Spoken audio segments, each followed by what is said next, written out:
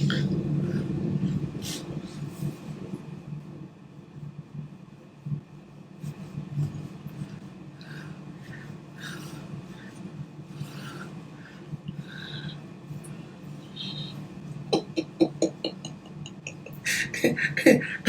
is second than the freeze. All right, guys. So today I'm gonna be having some good fun. All right. So my name is Coach Wilfred Asukwa.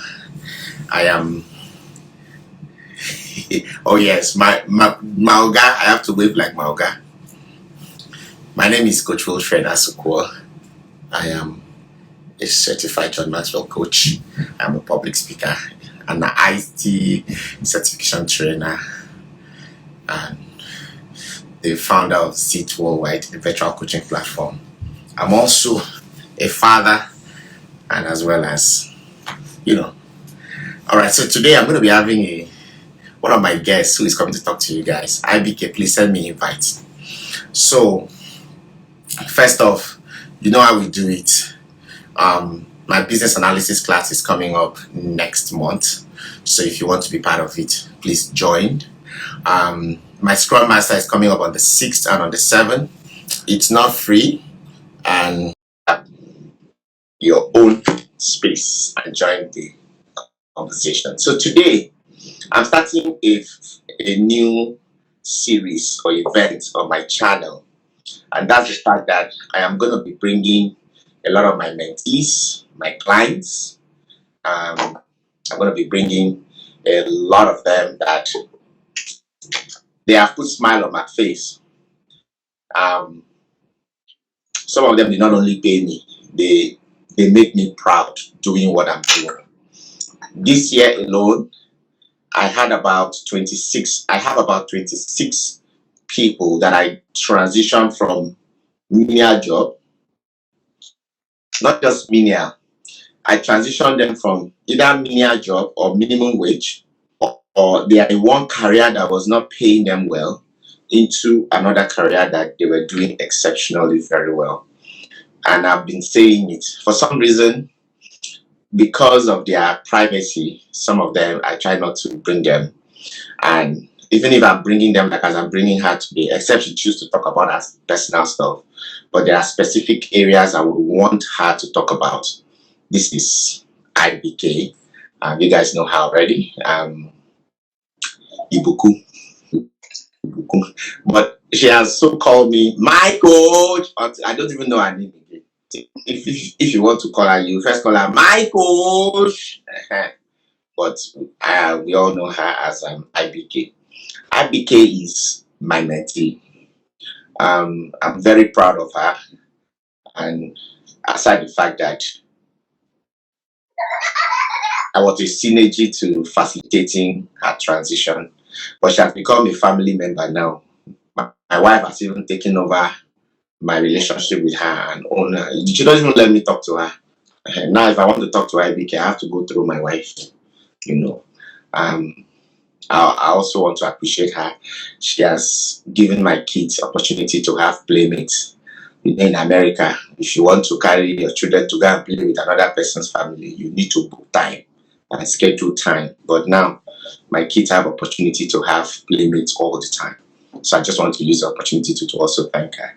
So when we started this relationship, we didn't know it was going to take us this much. So I want to seize this opportunity to appreciate her so much for those small that she doesn't see it to be big, but it means a lot to me. And she's one of us. But today, I want her to be a blessing to a lot of women. And before I will let her say something, I want to categorically state that women have a lot to bring to the table. One of the reasons why I am beginning to do this, I'm going to bring a lot of them. Some of them are nurses. They transition. Is that those women that are saying, we don't have to bring anything to the table. All we bring is this beautiful body. And this, I want to respect my mentee today. I won't say anything stupid. Okay, I'm behaving myself. See, you guys have a lot to offer. And I'm going to bring them one after the other. As many of them that could create time to show up here. This one sitting in front of you here, she's a business analyst and also a product owner. She's going to tell you by herself. She used to be a microbiologist professional. She studied microbiology. She has accents. Those of you that are thinking, oh, accent is letting you not get into it. She and just like myself, we have accent. So you can ask her all the questions in the world. And I am deeming it fit to I'll bring several of them to come and talk to you guys. One, you can do it. Two, you are not just having what is in between honey, not this beauty. No, you got brains. All you need to do is to use them. Use the brain, use those resources, and then you should be fine. I present to you IBK. IBK, how are you? I'm fine, coach. Good day. But you put coach. If you put Fred, is it a bad thing? You're looking so gorgeous like this. What is happening? Are you just coming from the office? Because the last time I checked, you work remotely. No, I'm not coming from the office. It has become my thing to always dress up each day because I want to be like, will I say a mentor or an example to my kids? I want my kids to grow up saying they want to become cloud engineers. Okay. So I have to let them make it fun. So I have to dress up each day. Just to look at it somehow. You just want to look gorgeous sitting in front of your kids. Mm-hmm. Yeah.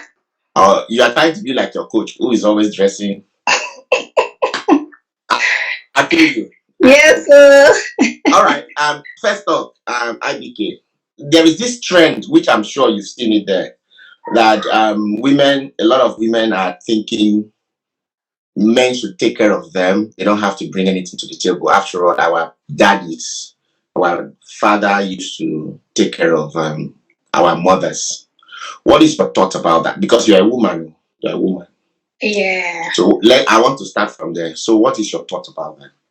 Yeah, my thought is every woman is unique, and we all have various desire, and whosoever have the desire to be taken care of by a man and not by herself is still okay. But for me, I can't see myself being idle. Okay. I can't see myself not doing anything because I'm a person of vision. I am a builder and I like to create the world I see around me. Okay. So I see myself wanting to make an impact. I see myself wanting to work, even though my man might not really want me to work, but I want to work. Right. So I want to do my own thing. I'm a creator. I want to bring the heavens down. That's me.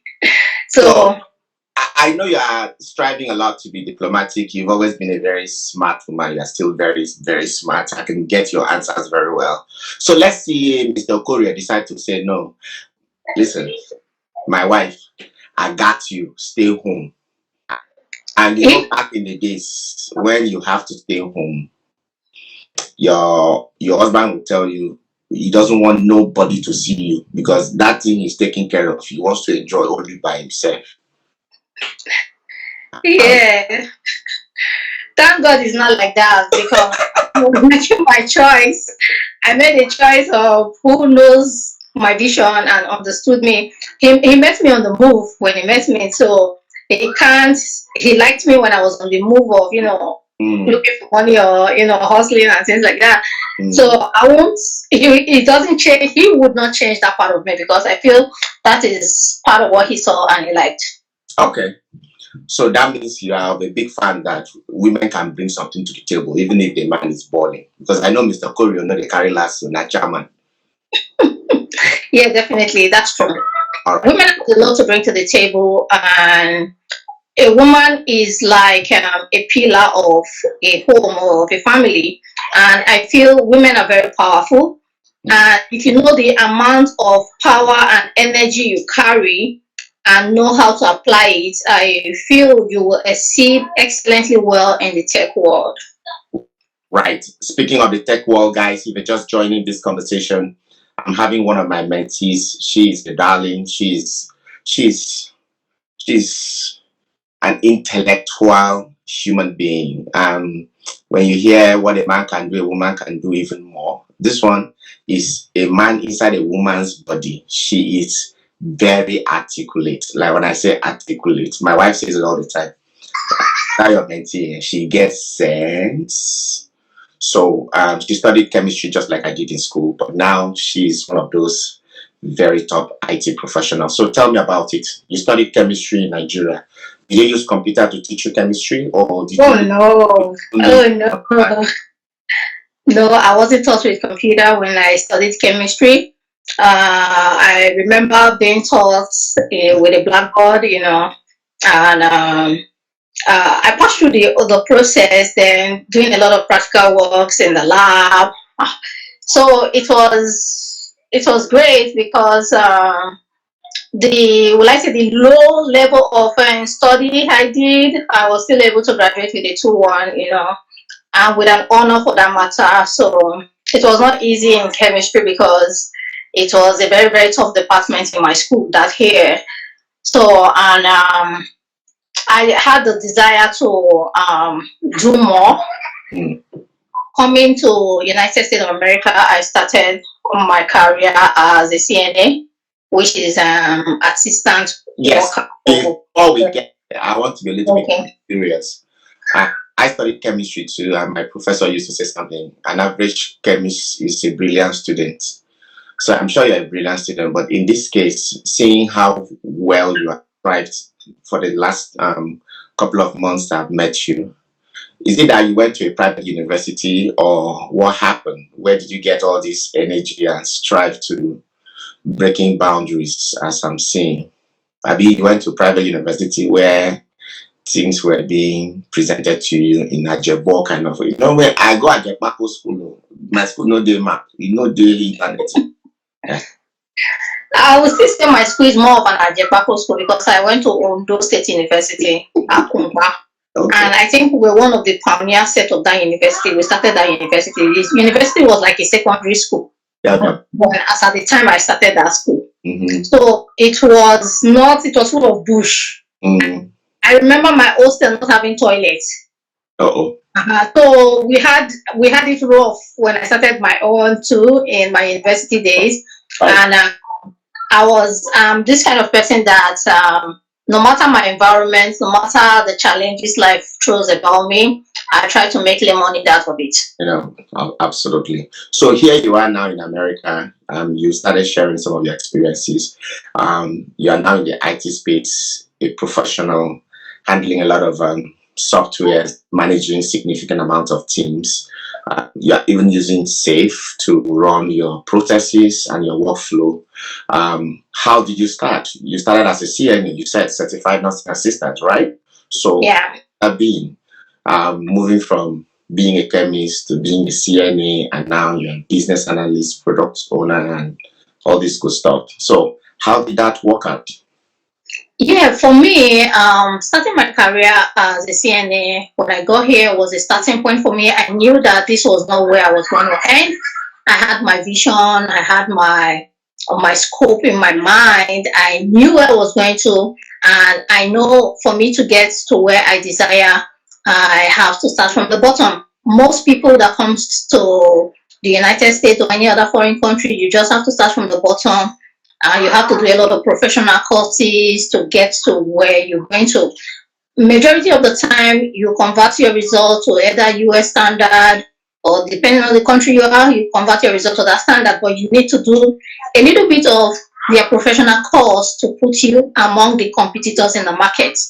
So I already started applying for jobs, but I wasn't getting with just my BSc. So I needed something more to make me stand out among the crowd. The job space was very competitive. And for instance, when they want a business analyst, they don't just want only a business analyst. They want a business analyst with a little bit of courage and time, meaning that you need to add more to your business analyst so that you can be ranked above every other competitors you have. Right. So I started doing the menial jobs and studying alongside. Mm. And I was persistent. what differentiates, I would say the success of my journey was persistence. I was persistent. I keep to my reading period. I keep to the time to do my assignment. I keep to the time to study. I keep to the time to do research. I keep to the time to make sure I'm achieving something. For me, how I write my visions and my goal, I write it in bits and I paste it everywhere in my house. So I try to write my visions into tiny bits and I move at each steps. Each point was a step for me. So that was how I was able to get to where I am today. Yeah. Thank you, IBK. Again, if you're just joining us, I'm beginning to have conversations with my mentees, my clients who have brought me so much encouragement to keep doing what I'm doing as a coach. And IBK is one of my mentees. I am so proud of her. She moved from being a graduate in chemistry to becoming a business analyst, and she's actually sharing her ordeal here in the US, starting out as a CNA. And starting as a CNA, combining it with a lot of other nuances around her being a mother, being a CNA, pursuing all these certifications to getting things done. And from her sharing, you can hear her tell you she writes her visions and her goals and takes them around the house where she can actually see, and it serves as a reminder for her that she has a goal to accomplish, she has an assignment to meet, she has a mission to meet the target. So I don't know how you're sorting yours out. If you are replacing those nuances with excuses, I don't know how that is going to work out. But let's get back to IBK again. IBK, um, as a coach, I mean, you know this already. Even when we are having our COP, Committee of Practice, where we coach other people, you also come to encourage them. A lot of people are so bothered about their accents. These are accents, you never come out to, you guys speak for Fune now. What's happening? How did you manage that to become very confident to take this? You know how these interviews are rigorous. We went through it together. So this accents, it doesn't stand on the way. How are you managing it? Me too, my accent still strong. Oh. You don't understand. This speech is nine days we just passed. But how do you manage it now that you are in this space? Yeah, for me, I would say the way you manage your accent is to practice. You have to practice your questions, as in various questions that are related to what you're studying or what particular tech you're doing, because each of the tech courses you'll be studying has their languages. So you have to learn and you have to practice pronouncing those technology, those words. Practice makes perfect. It doesn't just fall from the sky. And when I had coach with me as my mentor, and whenever we do our one-to-one and I repeat some lines, he tells me, oh, no, IBK, that's the wrong words to use, or you're not pronouncing very well, you're too fast. So it's all about practice. When you have the right person to coach you, you are able to practice your pronunciation, the way you deliver your tones, how when you should bring your tones low and when you should bring your tones high. So for me, it's all about practice make perfect. So I learned through continuous practicing, and I write when I do my practice. I write down, I do videos, I listen to myself, and I laugh. I tell myself, "Oh, IBK, it didn't make no sense there." So, and when you have a mentor too that also goes through your videos or your work, is able to point one or two and say, "Oh no, that's not how they pronounce this in the tech world. You have to pronounce it this way." So, practicing and looking up to people that are already in the field to help guide you is a big one. For me, it was a big one for me. Yes, but thank you so much, IBK. But speaking of yours, the time frame you used to transition from most of those communication um, nuances was so short. You remember when we started? You remember when we had to work on your tell me about yourself? It took you less than 24 hours to transition from the previous model you were using to the one I created for you. it was so short and you got them out. So what kind of practice did you practice? Yes, I did. But how did you just transition? Because it was so short, I was surprised. I actually was surprised. Because yes, this is what you knew. And I said, baby girl, this is what we want to focus on. And you were able to get that out. Hi Tamara, welcome aboard. It was so short and you hit it hard. So what practice or what techniques did you use? Because I just showed you and I told you, video them and send them back to me. What technique did you use? For me, I would say it's determination. I wanted a change. For me, it's determination. I wanted a change, and I was very, very, very serious about the change. I was hungry for the change. No, you were not too hard. The most funny thing is that you were hard, but I wasn't taking it as hard. I was taking it as this is what is going to take me to my next level. Okay, all right. Yeah, and you can remember we even discussed about it that you and I said, Abike, over not too hard, sorry, but no, you have to get the result. And I was telling you that it's the result. So I don't even know whether you shout. I mean, you know, shout. So my own mistake, I must produce results because I was tired of the level I was.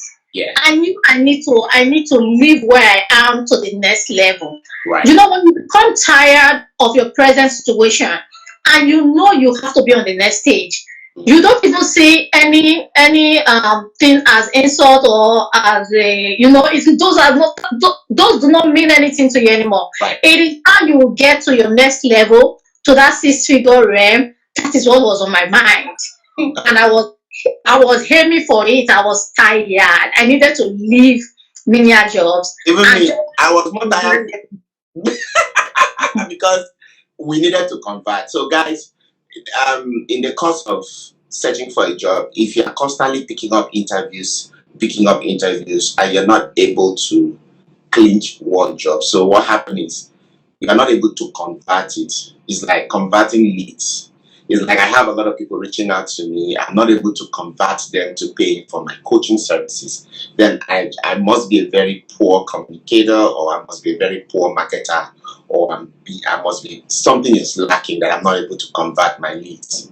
So IBK was picking up interviews, but she was not converting. So at some point, I remembered I told her the next interview you have, I need to get involved line by line. It took 10 days. So apparently what happened was she had a certain way she was getting her things done. So when I sat down to review them, it was below what I was thinking. And then I had to create and present to her a different model of what she was going to focus on. And this time around, as close as I was to her, I wasn't going to pamper her. So I knew I was tough on her, but at that point, I wasn't looking at her face anymore. For example, if I have to ask her, "Hi Abike, good to see you. Tell me about yourself." Prior to now, because she's very smart, she has a lot on her inside her head. As you see her soon, her brain box. Abike will tell you for the next 10 minutes. Yes, I remember. Too much book. Too much book. So I'm like, "Oh baby girl, we need it in 60 seconds." So to trim from 5 minutes or from 3 minutes to 1 minute, she did it in 24 hours. How she did it? That's why I said she's a bunch of talent. She's super smart. She's a very listening professional. And I remember when she sent me the intro, she had if she has 1 minute 2 seconds, I say, "IBK, I'm not even opening that one." Because if you have it in 60 seconds, when you get to the interview, you will not exceed 1 minute 10 seconds. You will prompt yourself that no, coach said 1 minute 10 seconds. Even the subconscious mind would have picked it up to be 1 minute 10 seconds. This gorgeous lady did it in 24 hours. She did not sleep. Mm-hmm. That's where I always said, you want 6 figure, be ready to do the work. Now, there's another aspect of that communication that we don't understand, which leads to conversion. IBK had to learn how to leave a memory in the head of the recruiter or hiring man. And the way you do that, IBK tell them, please. Now you know how you want it there. Yeah, how you leave your words in the head of a recruiter. First, is not magic. You know, before every interview or before you get to your recruiter or to the hiring manager, you already see the job description. You just have to, don't assume. Please read through the job description. Please know the team of the company. Know their business objective. If you know these things, when you're talking to an hiring manager or a recruiter, you are able to ship in the business objective, their scope, their theme of their business into the conversation, and that sticks into the hiring manager's head. And you are able to live in their head. You already know the next question he wants to ask you, and you are already psychologically prepared. You've already psychologically prepared the answer for that. When there are 1,000 interviewers, you remain in their head. Why? Because you said a lot of terms that suits directly to the job description and that is in line with the business objective and the team of the company. That differentiates you from every other candidate. Good. And as you're saying it, you are relaxed and you're smiling. You're smiling. Yeah, there was another thing I also added to IBK. When you're talking, there is something called pitch and modulation, right? And transition. Can you explain how that also helps you? Yeah, because most of the time, for me, my hiring managers and recruiters were white. And me, I am Africa. And I have my intonations, I have my African language, and I'm fast when I'm talking. That was my number one flaw. So when they asked me, I was ready to dish out. They said, "What's your name?" Blessing Okoye. And I'm ready, as in, but when I had to go through Fred's coach and is checking my videos, he had to teach me, oh my God, is this how you've been doing it? That's the reason it's not converting. You're talking to most, especially with the white folk, you need to be calm. You need to drop your words. You need to be articulate when you're dropping your words. You do not talk as though you have 14 yam in your mouth. No. You are talking, you are well relaxed. And the way they interpret you talking slowly and well relaxed means that you know what you're talking about. When you're rushing and you're talking, they feel like you just want to talk and just leave the interview, that you're trying to hide some things. But when you're relaxed, say, my name is Blessing Okoye. I'm a product owner business analyst, and I've embarked on multi-dimensional projects. As in the style you use in saying it, the softness keeps them interested. So I had to learn how to put my tone low, learn how to make it high, so that the person listening to you is attentive. You call for the attention at every time because he doesn't know when your tone will be low and when it goes high, and they enjoy the conversation. But when you're just rapping, you give them my way, they're tired. They might not even call you back for the next interview. So those are the soft skills Wilfred taught me, and immediately, because I wanted a change, I wanted the money, as in I have to convert. I picked it up. I remember sleeping sometimes 3 a.m. in the morning, 4 a.m. because I just need to deliver and just move from where I was to my next step. Absolutely. You have nailed the stone on the head, right? Now, some of us forget that when you transition to this part of the world, it's not Africa.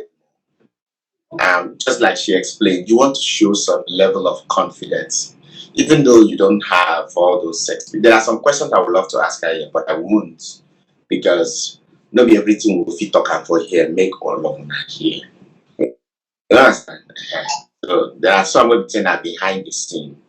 But remember, don't be say all of us do this plenty work for where we from come. But meanwhile, waiting there your bali or your paper when they look, e be say you don't gain all these experiences. So if you have shown that you have these experiences and your delivery is not noting what they are looking at, of course, they will forget about you even before you leave there. And that's some of the things that, like, again, this is a female sitting in front of me. She got this done in 10 days. I got involved with her in 10 days. I became